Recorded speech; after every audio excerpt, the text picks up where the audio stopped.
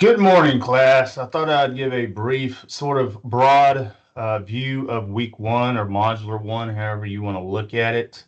Um, Basically, what I'm going to try to do with this particular video, I know some of y'all may be familiar with Blackboard and how to, work around it, find your syllabus, find your lessons, that type stuff. And some of y'all may just be brand new to this whole online deal. My name is Mr. Patrick Wilson, and I will be your instructor for the next 15, 16 weeks, but basically from now until the first week or 2 weeks of December. So I'm happy to be your English instructor and here to help you any way I can. Again, what I plan to do probably later in the week, possibly either later today or starting, midweek, Tuesday, Wednesday, that type deal to sort of let things to give you the next couple days to sort of go through, look at the syllabus, see where your textbook's at, because I've been getting some emails about, what else do I need for the class, this and that. So I hope this particular email will answer those questions and then give you a little bit of time to actually get started on some of the assignments, some of the readings, and that you need to do for this particular week. So, I mean, if you already have had some training with Blackboard, you can kind of skip around with this. If you already know where things are at, you don't have to sit here and basically listen to me yammer about this. Um, but if you need a refresher or if you're brand new to the whole online environment, then I would definitely sort of, watch some of this, at least get kind of a handle of where things are at. Because Blackboard, that's basically what we're going to be using, especially if you're a strictly online English course, which I think most of you are. I do have a couple a Wednesday and a Thursday class that's more or less a hybrid, which is half time in class, and then the other 6 days or whatever is going to be online. So with that with that in mind, I'm going to go ahead and kind of share this my other screen here and kind of give you an idea right now of what you're looking at, which in this case is I'm going to be able to offer several virtual via Teams office tutoring hours and office basically office hours. So my virtual Teams office hours are going to be from 8 o'clock in the morning until 10 o'clock in the morning, Tuesday and Thursday. Now, some folks are sort of confused with what the R means in their schedule. R means when it comes to college speak Thursday. Um, so if you want to sort of meet via internet, via Teams, we can set up, I can give you a link or whatever, sort of what's going on right now, except we don't necessarily have to, have the video camera going. We can talk and chat or whatever the case may be, if that's easier. Um, but, when you come to these, at least have something of, that you really need to ask. So we're not sort of fumbling around for, 30 minutes or 40 minutes trying to figure out what's going on. I mean, at least have something, if it re relates to a draft of an essay that you're going to be doing later, have something already that you can show, that you can ask questions. So in case there's other people that are waiting or who need help that have specific answers or questions in mind, they can get that. The actual tutoring hours, again, Thursday, 10 a.m. to 11 a.m., and then again on Tuesday, 2 p.m. to 3 p.m. I know everybody is sort of in different locations. That's fine.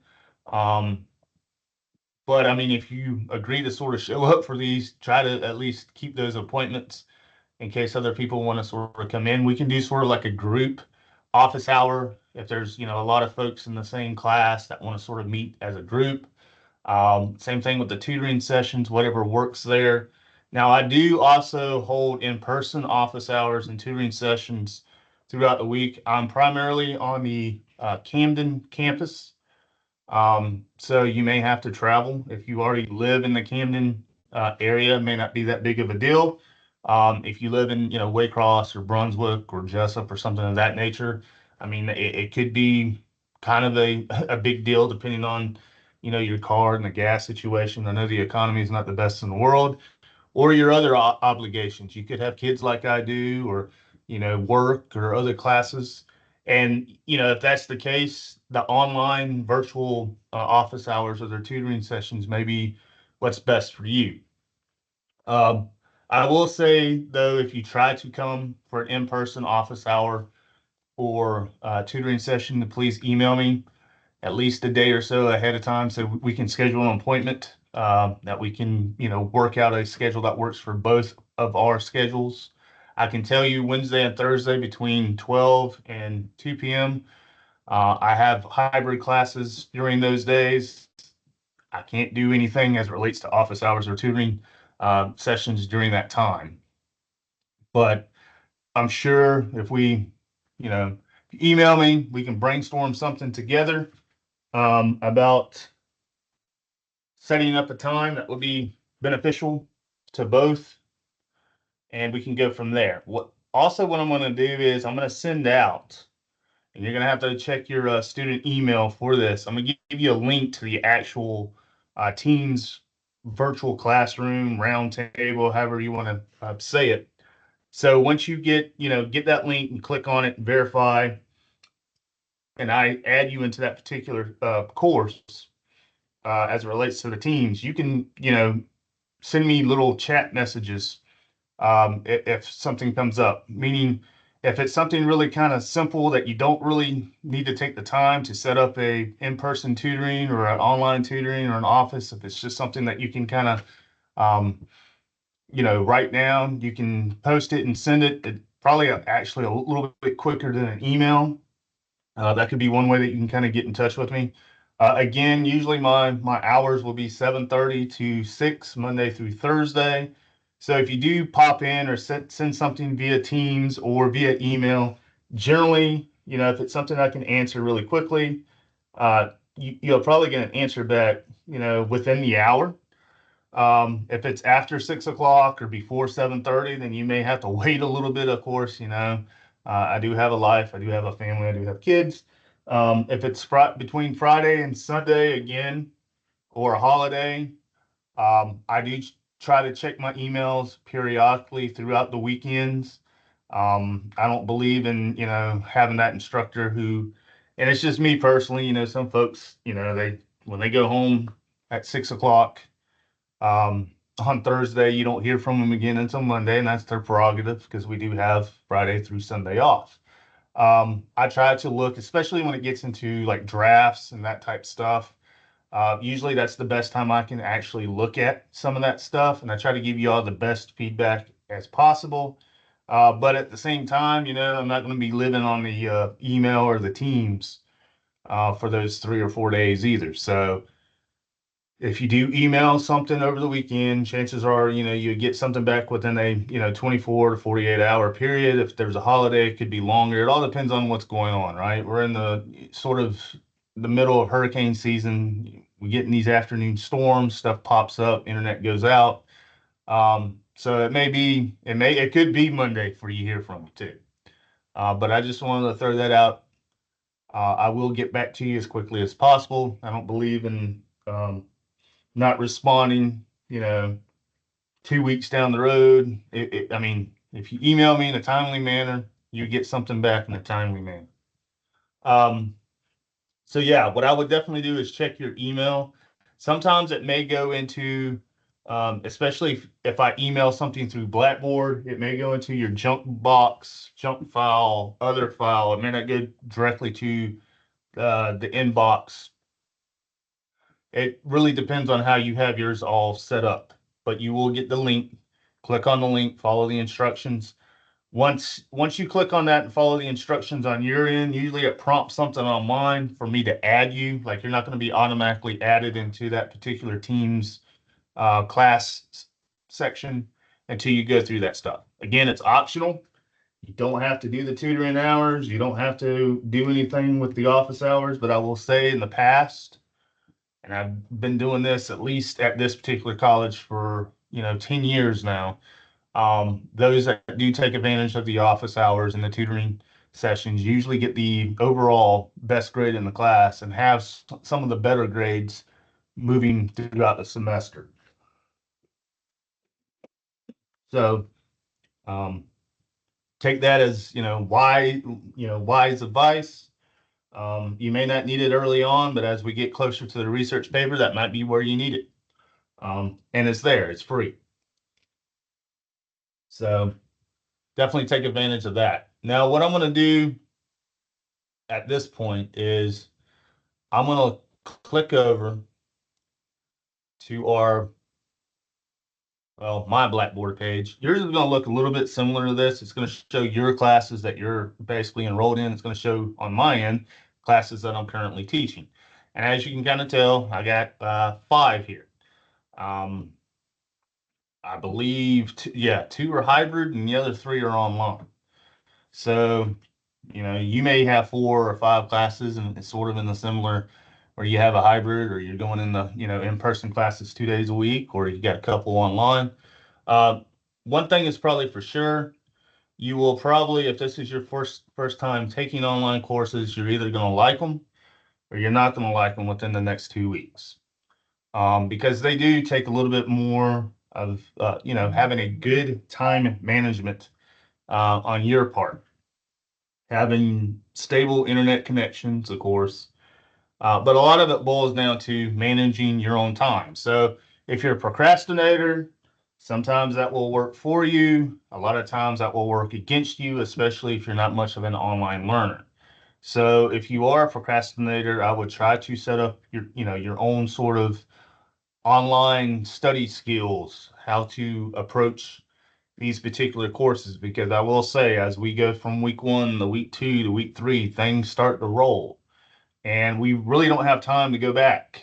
So there's going to be something, kind of new each week. There's going to be something new, kind of new each week as well.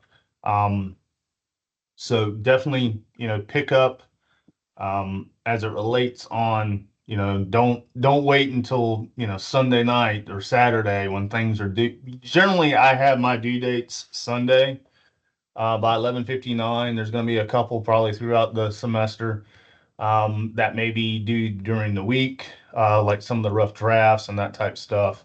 And a lot of that is to give everybody enough time to sort of go through the rough draft process, to read other people's drafts, and to provide feedback back to that particular peer that they're reading as it relates to that draft. I'm going to talk a little bit more about rough drafts as we move on. But it's good to keep up with the due dates. It's good to keep up with the weekly happenings. I would say, again, you don't necessarily have to live online in this class, but I would periodically check your email and check Blackboard probably at least 2 or 3 times a week. Maybe once during the beginning of the week, once in the middle of the week, and then once sort of toward the end of the week. That way, if something has changed, or if I have an announcement, or if there's an email, or if there's, I pushed a deadline back, or whatever the case may be, you will be in the loop of that and won't be sort of caught off if you just, well, I'm gonna log in on Monday and then I log back in, Sunday night before something is due. Well, that's, nearly 6 days that a lot of stuff could have happened. That now you're waiting basically until the 11th hour to get all that information all at once, especially if you got multiple classes and that's how you're approaching all of those. So you're going to get information overload if you procrastinate that long. And I strongly wouldn't recommend it um, unless you just work really well under pressure. Now, if you like having your blood pressure spike and a low immune system, and you like to be anxious and nervous all the time, that sort of gives you that boost of creative energy to get things done, then, all the power to you. I know a lot of folks just can't work under that stress for too terribly long without, one, getting sick, two, things start breaking down around them, because if they got kids or jobs or other responsibilities outside of school, which a lot of us do, a lot of things are going to start to suffer around you. And that's going to compound the already unnecessary stress that you probably put on yourself up to that point. So basically what I'm going to show you, because I know each class is going to be a little bit different, if you're taking a 1010, 1101, or 1102, The content that we're going to do in each one of those courses are a little different. Of course, they all going to, revolve some reading, some writing, research paper, that type stuff. But I just wanted to show you just sort of the ins and outs of Blackboard so you can go ahead and kind of get started with what you need to do for Modular 1/Week 1. Because I've seen a handful of folks in all my classes have actually signed on at least um, to the Blackboard, and they may be peeking around and seeing what they need to do. So I'm gonna, generically sort of give you this rundown because at least with the setup where the syllabus, where the textbook, that type stuff, the lessons, that's going to be sort of the same with all my 5 courses. Individually, like I said, I'll probably come through later in the week and give you sort of a lecture video that fits your particular class and your particular class only. But here, this is a little bit more broad to get you sort of started. So I'm just going to click on the 11 or the 1010. And I'll show you again with 1101s, I guess. I can click on there just to show you if you want to see that they are similar. The first page, when you click on either one, whether it's a 1010, 1101, 1102, you're going to get this home page. You're going to see some stuff, what's new. This is sort of be kind of a quick and easy deal if you want to start there to look around. I have announcements. You probably already got an announcement that I sent out a couple hours ago through an email. It basically sort of welcomes you to the class and sort of what to expect for week 1. Again, it's basically an overview.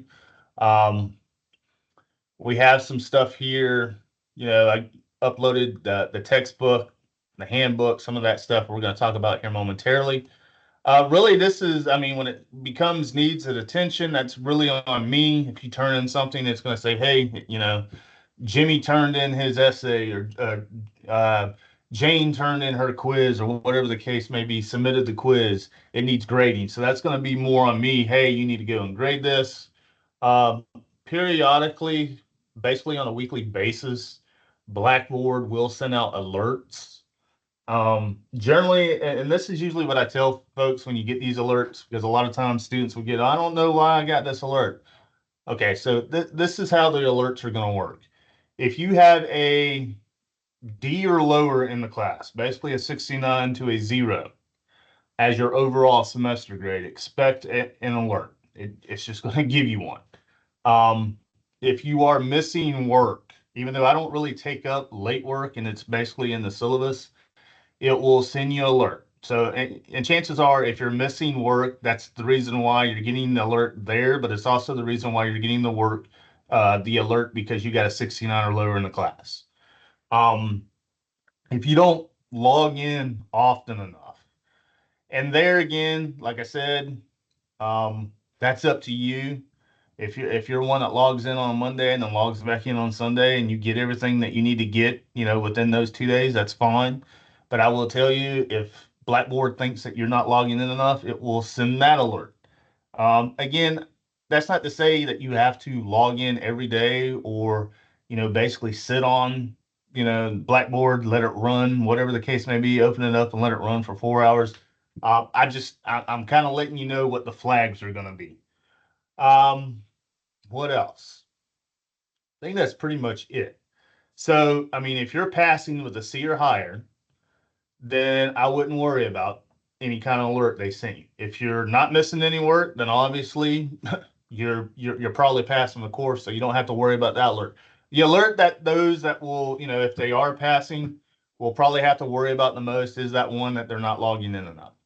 But again, that's up to you. I'm not really looking at that so much. As long as you're keeping up with the deadlines, you're passing, the course, your grades are pretty good.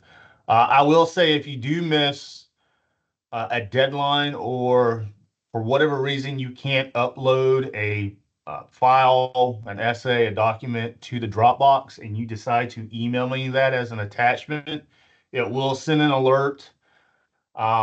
Because it's going to basically show that you didn't send it properly through the Blackboard Dropbox. So you're going to continue to get that alert throughout the entire semester. So it's going to say that you didn't submit something, though you did, you just emailed it to me. So just sort of keep that in mind. If you know that you have turned or submitted stuff in, you can disregard that message.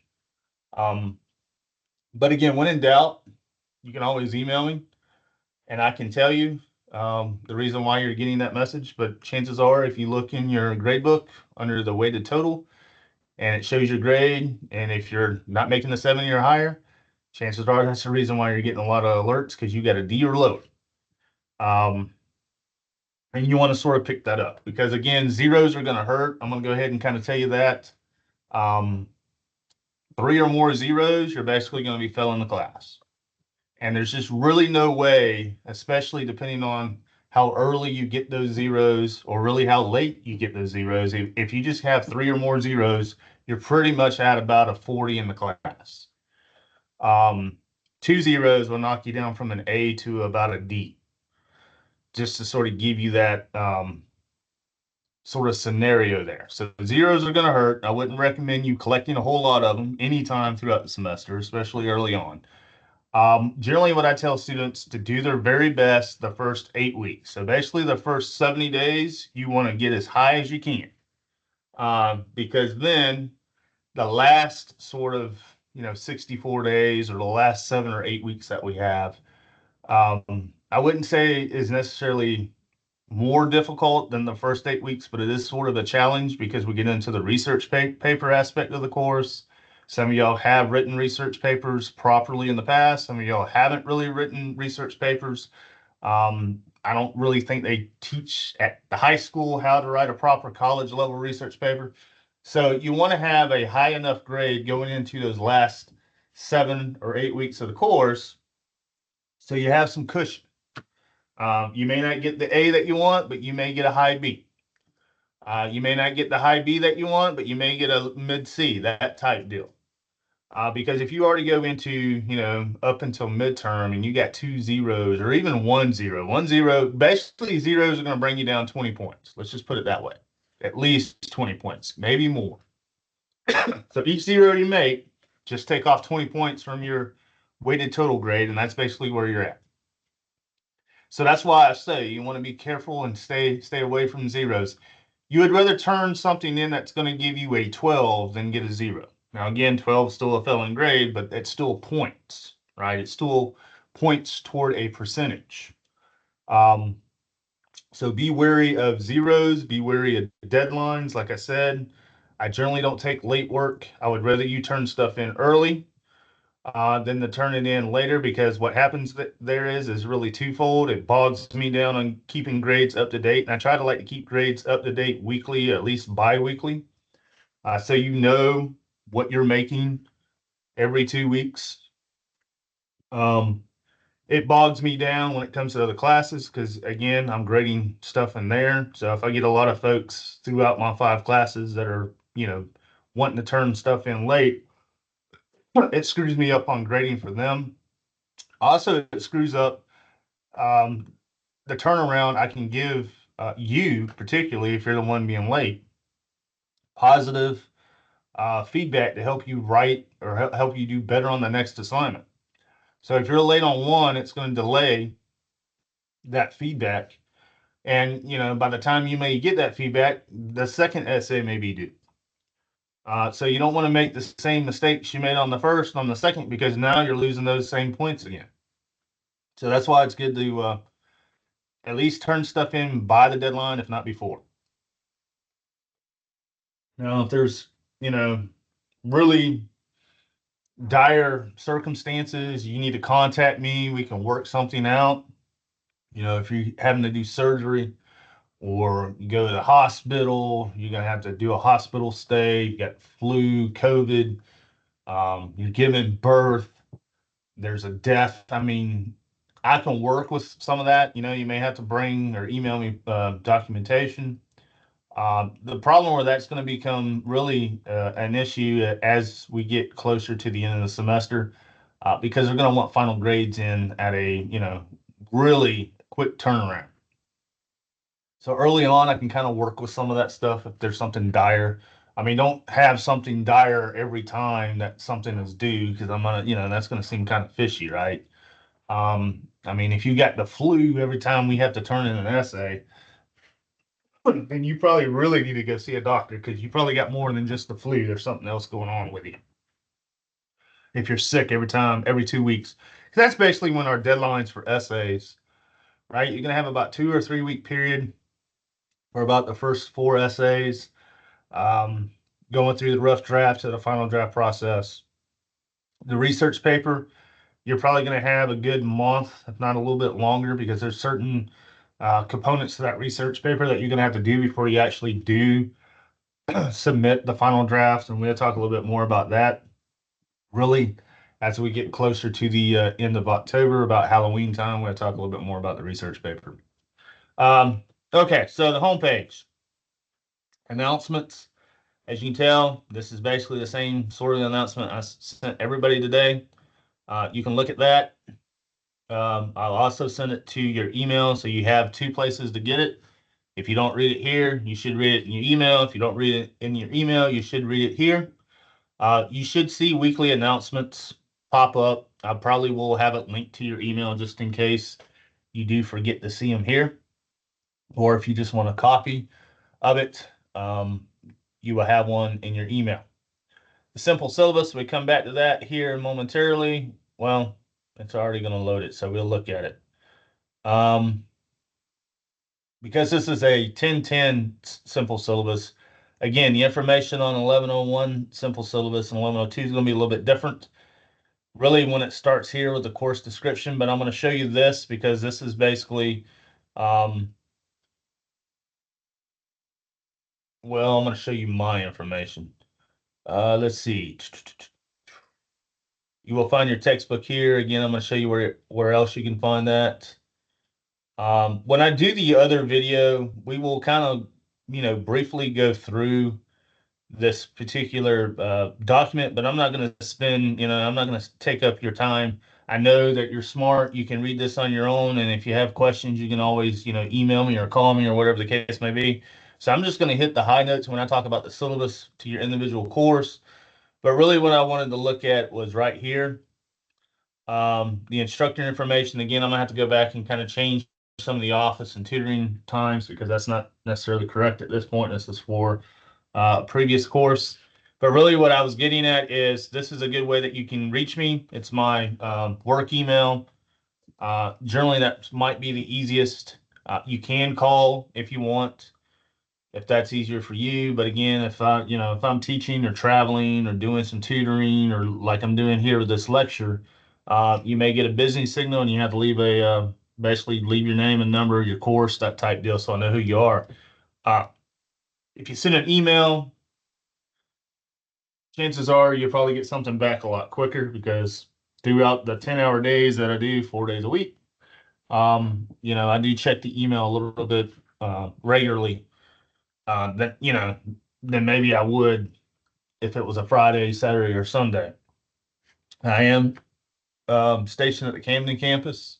This is my office number, 1214. Generally, if you can't find me at 1214, I'm probably in 1216. That's where my class is usually held.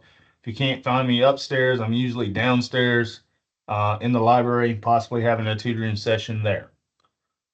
So either one really of these is a good way to reach me. The other thing I was going to show you, because I know this is a 1010, but if you go through the scaling is basically the same. An A is a 90 to 100.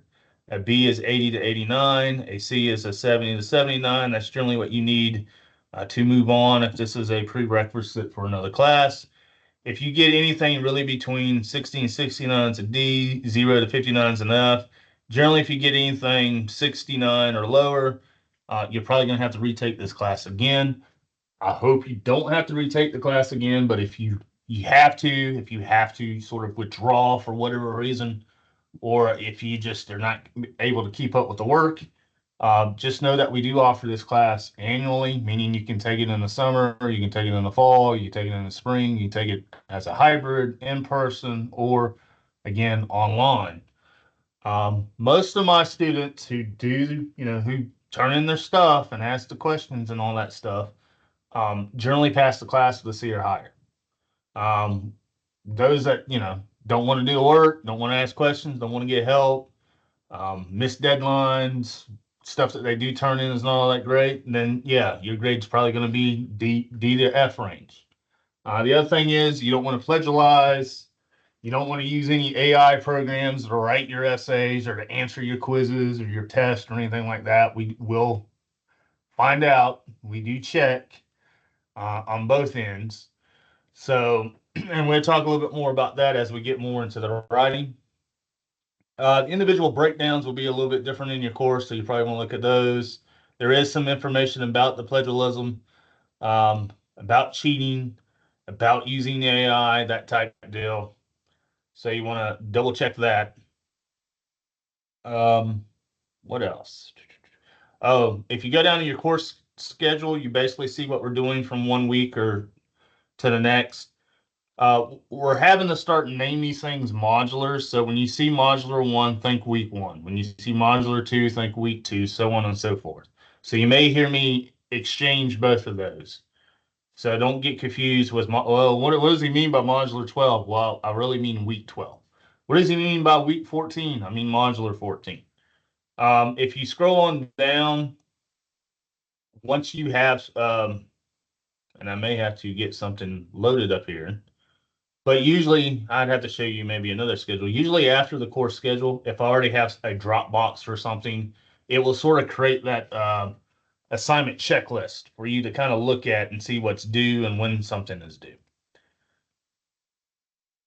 So let's go. Let me click on a 1101. This is probably one of my onlines or hybrids. Again, as you can tell, the same setup. There's announcements, the simple syllabus. Let me see. This one may have that already.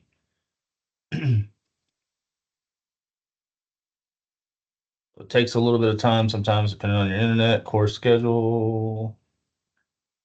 This one still ain't having it either. That's weird. I did put some stuff that's due, but it's not showing it. So let me see. Here's another one. Gotta love the internet. Sometimes it works for you and works against you.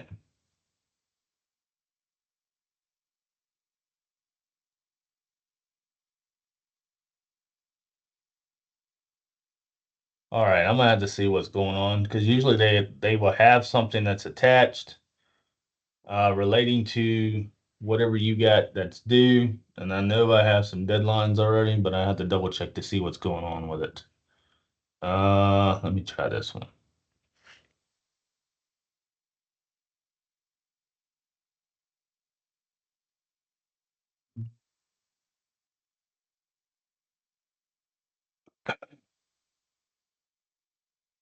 And I will try to resolve that issue if it's,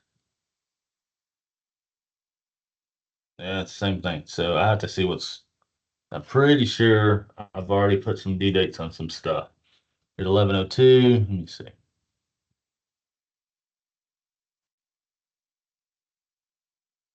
If it's not up there, don't freak out. Don't worry. I've figured out what's going on. Um, Here it is. This is one for 1102. For whatever reason, and I don't know why, um, it's not showing the due dates for the other one. But it looked like this. Once I start building out the due dates, you will have the due date, you will have what type it is, and the assignment, whatever the, so as we go through the semester, you will see this sort of get longer, obviously. And that's why I say it'd probably be best for you to come and check this particular part of your syllabus, a couple times a week just to make sure you're on the right track as it relates to your assignments. So I'm going to click on 1101 now, going from a 1010. I'm going to show you where your e-text is. And again, this is the same sort of setup for the other courses that I'm teaching. You click on the e-text. You have one, this is your main textbook, Successful College Composition, third edition. I give you an MLA 9 handbook because that basically shows you how to set up papers and that type stuff and the MLA style that we're going to use. But really, this is going to be beneficial is when we get into the research paper when you have to quote, from sources, paraphrase, summarize that type deal. So, I mean, you may not need this one right away, but you will as we get closer to October. This is the one that you're going to use throughout the semester. It's free. You don't need any code. You just click on it. It may take a minute to load, But when you go to your lesson page, and I'm going to show you that here momentarily, I do give page numbers that relate back to this particular book. And that's what you want to go by, those page numbers. Now you want to be careful because I want to show you, and this is nearly a 300-page book. Are we going to go through all 300 pages? Likely not. But we go through a good bit of it. If you look, a lot of these pages are sort of taken up by one, images and pictures, but also exercises. And like here, exercise 7. I have a lot of students every semester. Do we have to do the exercises that I see? No, you don't have to do these exercises. I'm not going to collect them. I'm not going to give you a grade. They're really there for you, if you need extra practice, if you want to do them, knock yourself out. But I'm not going to grade them. I'm not really going to look at them unless you have a, specific one that you want me to look at and make sure that you're, going on the right track. That type deal. I will tell you, I would probably, pay a lot of attention to the examples they give you, anything charts, anything image wise. I would probably pay attention to that, anything bold faced. Where the exercises would probably be beneficial would be during, when you get to the grammar section. If you are struggling with grammar and you need to practice, then I would do the exercises on those. Because again, the deal with grammar is if you don't have a good foundation with it, it's going to haunt you from now until the end of the semester because you're going to have those same issues, right? Don't know how to use a comma. We talk a little bit about that, but really, by the time you get to 1010, 1101, 1102 English, you should already know how to use a comma.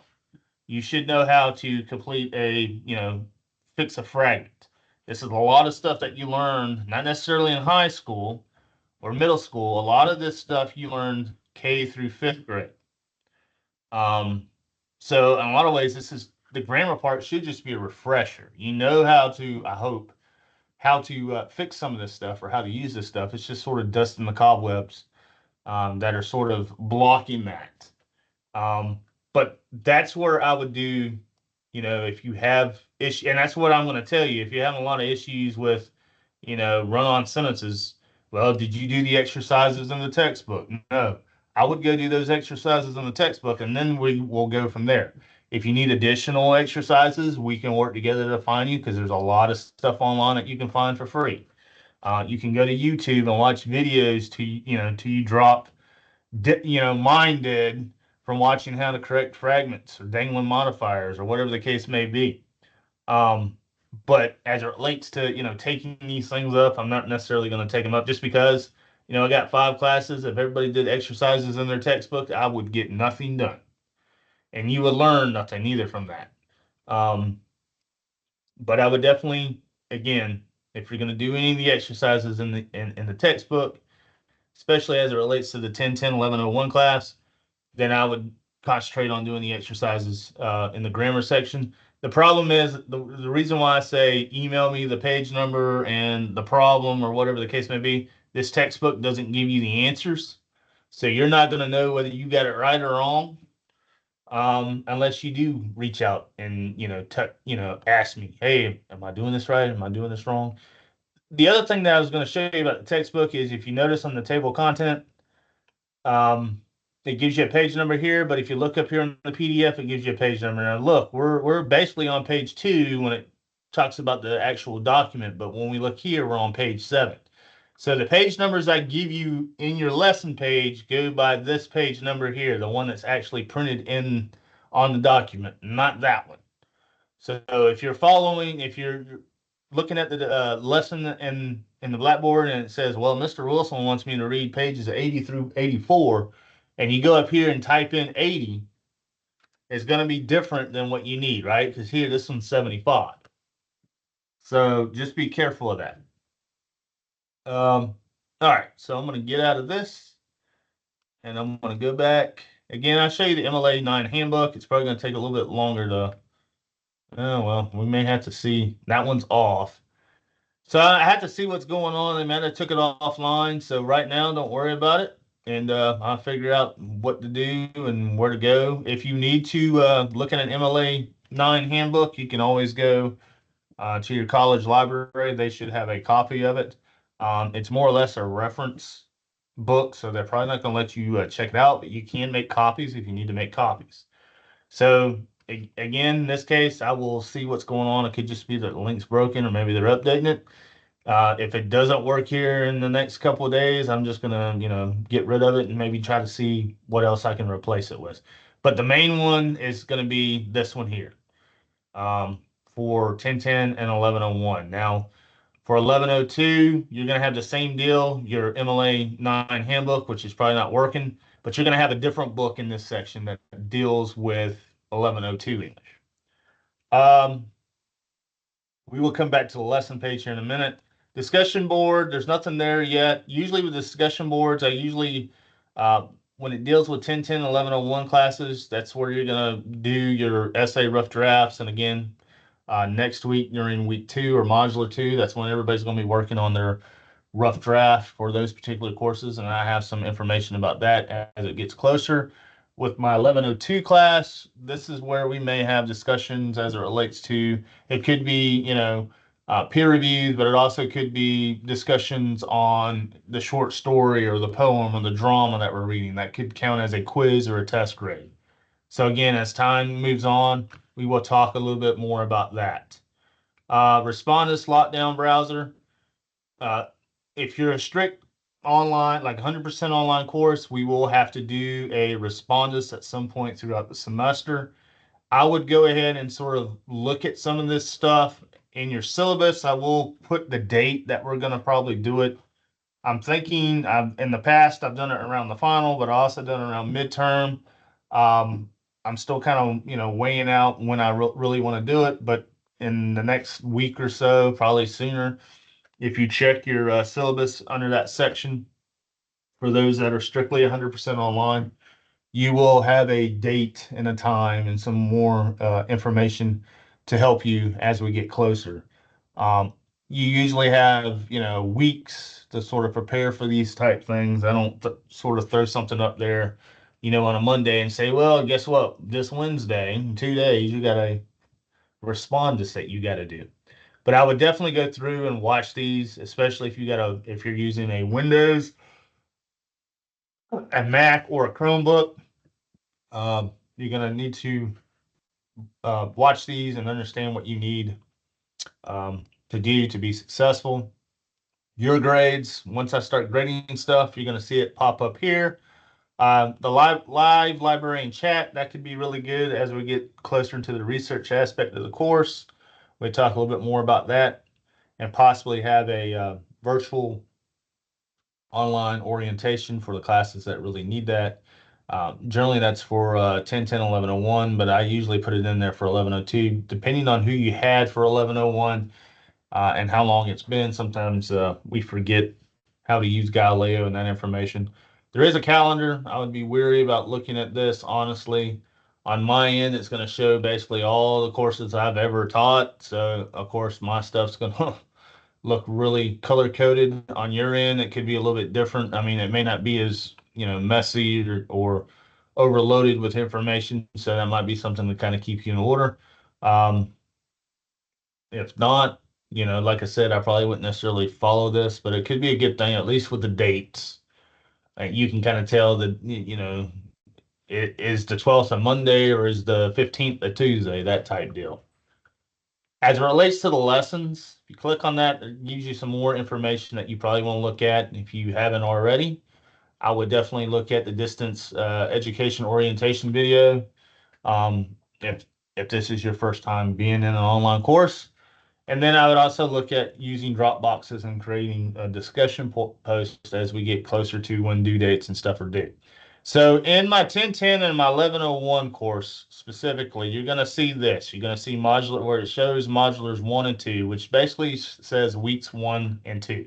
Because there I'm able to group things together. In those particular courses, we're going to be talking about narration and narrative writing. That's our first rhetorical mode. So when you click on the modulars, it's going to pop up some of this. This is that particular quiz that's going to be due. And that's why I don't understand why it's not showing, it's not popping up on that particular lesson page because there is something here. But again, I give you sort of the question. I tell you when it's due. You click on it. It's going to take you here. So again, for 1010 or 1101, you're going to have something that looks sort of like this. And it just knocked me back out of it. So let me go back. But where you're going to find other information like the readings and stuff, I sort of have little documents here: composition readings, grammar, rhetorical modes of writing. This is actually for that particular, for 1101 and 1010, you already have your first essay one topic. It's basically a document that you're going to have to download, read through it. We'll talk a little bit more about it in specific, when I get into the lecture videos for your specific courses. But I just wanted to show you. Click here, and it's going to pull this stuff up. These are hyperlinks. You click on them, and it should. Well, that's not wanting to do it.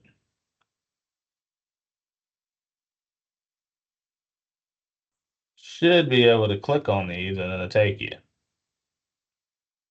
What you may have to do is copy these. And I may have to fix that. Well, no. I don't know why it's doing this stuff now. Because it was working the other day. You should be able to click on these links, but there's not wanting you to click on them. So let me see what's going on here.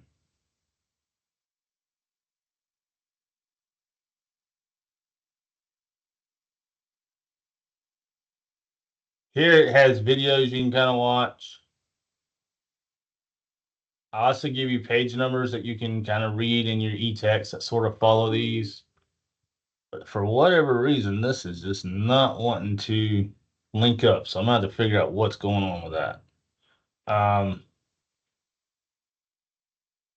Because again, the other day it was letting me click on this stuff.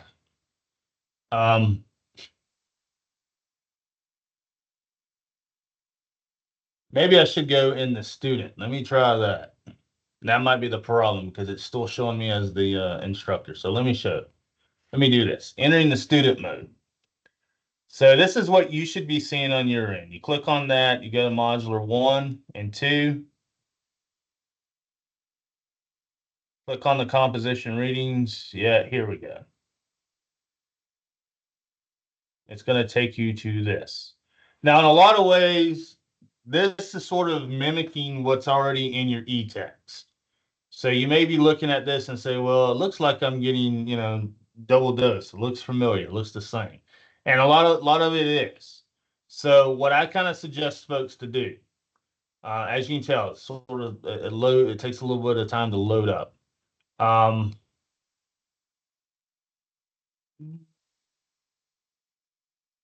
It will eventually load. It may just depend on how stable the internet connection is, and here it is. So you can do a couple things here. You can use it as PDF. You can download. Again, a lot of this stuff you're going to see in your actual e-text. Again, these exercises you don't necessarily have to do. I would pay attention to the example boxes and the takeaways. But generally, what I've been suggesting folks to do, and let's see if this is going to actually let me go back without it kicking me. Yeah, it's going to kick me back, so I have to go back through the whole deal.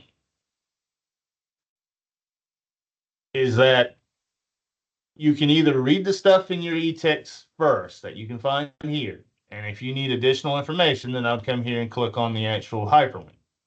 Or you can click on the hyperlink, and then if you still need additional information, you can go back to these pages. Again, that's up to you. It's basically they're going to show a lot, show basically the similar things, but there's going to be some stuff they may give a little bit more detail, especially when you look at some of these hyperlinks. Now, I put week 2 stuff up here, and what I would suggest with that is, and again, this is going to be depending on your learning style. If you get through the reading and everything that you need to do for week 1, and you feel confident with, hey, I can move on. This person's allowing me to move on to the next week. Why not I go ahead and get ahead? I don't know what could happen next week. There could be, something else in another class, or something could happen at home and I'm not going to have time to focus, or, I'm going on vacation, whatever the case may be. So I'm going to open, you have your chance to work ahead if you like. What I would, sort of suggest, I wouldn't work ahead unless you feel confident and you know that hey, week one wasn't that bad. I can go ahead and work on week two.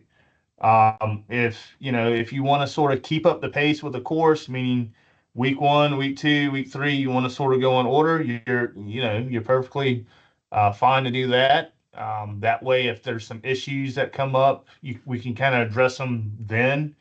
The problem is that sometimes I have when I open up additional weeks is that students will get so far ahead of everybody, thinking that they're doing a great job when, basically they needed to stay back at week two because week three and week four stuff that they have already did and turned in is not right.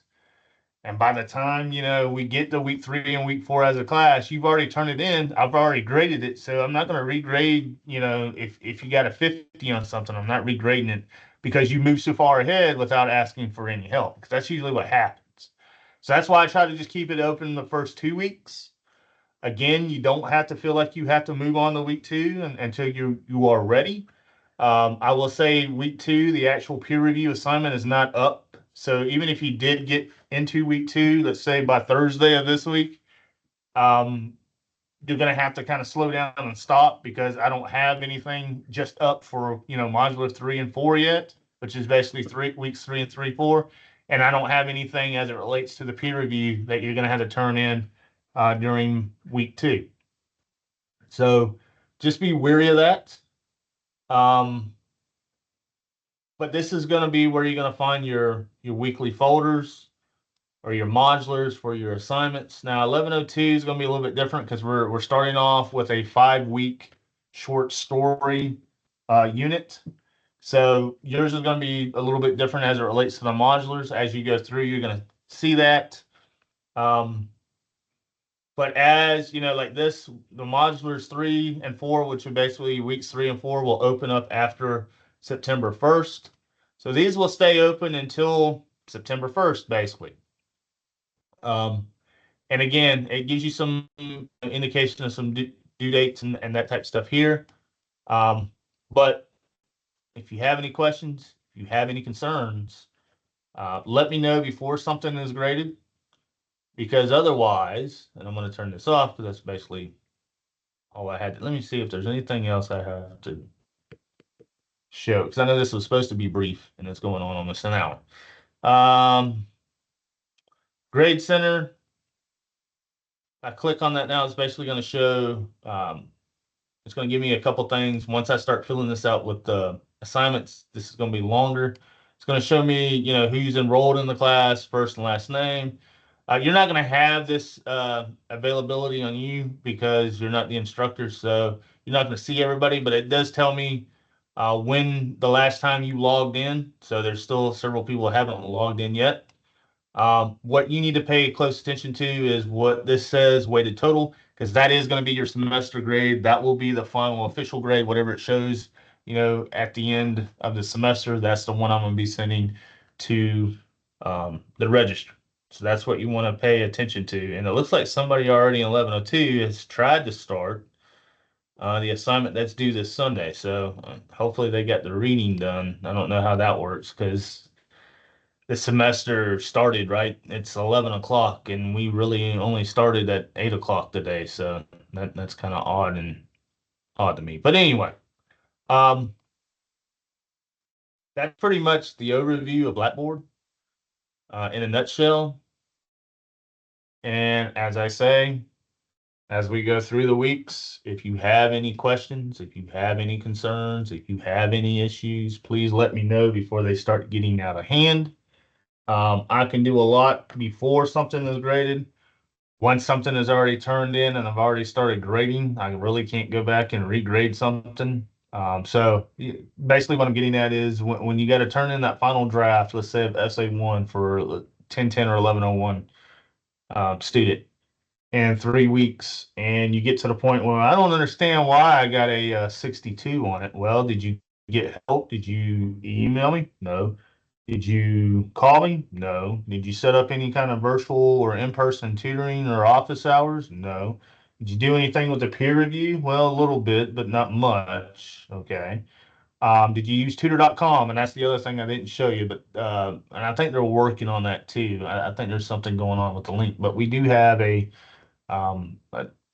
online tutorial service as well. Did you use that? No. So, I mean, that's 5 or 6 different things. Did you get any help outside? Meaning, did you go to a writing center? Did you ask somebody, in your family or friends or a classmate? No.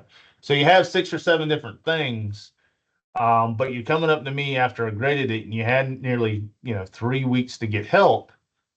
But this is the first time I'm actually hearing that you needed help. It's after I graded it and gave you the 62. So, I mean, don't wait until after I grade something to say, well, I really didn't understand it. Well, I mean, you had everything there. Did you read the textbook? Well, a little bit. I skimmed it. Okay, that's not going to be helpful. Did you read any of the links and hyperlinks online? Well, I clicked on a few of them and kind of just tuned them out and, watched a couple videos and thought I had it. Well, obviously you didn't. Um, so take advantage of the free help that's here, um, because we want to help you, right? That's what, that's part of our job. That is our job. We're here 4 days a week, 10-hour days. We're wanting to help you. But we can't read minds either. So and you're going to know if you're going to need help basically within this first week, second week, um, when it comes to online courses. So don't wait until, 2 hours before something is due, but at the same time, don't wait until 4 days after I've already graded it to say, hey, I really didn't understand. Can I redo it? And I'm going to say, well, no, we don't have time. We got to move on to the next. These classes are pretty much fast paced, meaning we can't get bogged down, talking about commas for 4 weeks. We can't stay on the same essay for 7 weeks. We just can't. So every 2 to 3 weeks, we're going to do a new particular, as it relates to 10, 10, 11, and 1 courses. We're doing a new genre of writing. For my 1102, basically how that setup is, every 4 weeks, you're going to have a new particular genre. Like the first 4 weeks, we're doing short stories. Usually weeks 5, weeks 10, and week 15, you're having an assessment. It's going to be a test and it's going to be a paper. So I talk a little bit more about that when I address your class specifically. Then, the next 4 weeks, we're doing poetry. And then the last 4 weeks of the semester, we're dealing with drama. So, and that's for the 1102 class. So these classes are fast paced. And you really have to kind of, like I said, manage your time and keep up with them because I can't reteach. I can't bog down. I can't go back. We're moving forward. So week 1, week 2, week 3, we're going linear. We're not going backwards. Otherwise, I'm glad to have you. I hope everybody has a great first day, great first week. Reach out if you need some help. I will do my very best to get back and kind of accommodate you the quickest and easiest way I know how. But again, like I said, I can't read minds. So if you're struggling or needing help, you need to reach out. Otherwise, I will see you again in another video, hopefully later this week, as I address individual classes of what they need to do as it relates to Modular 1. Have a good day.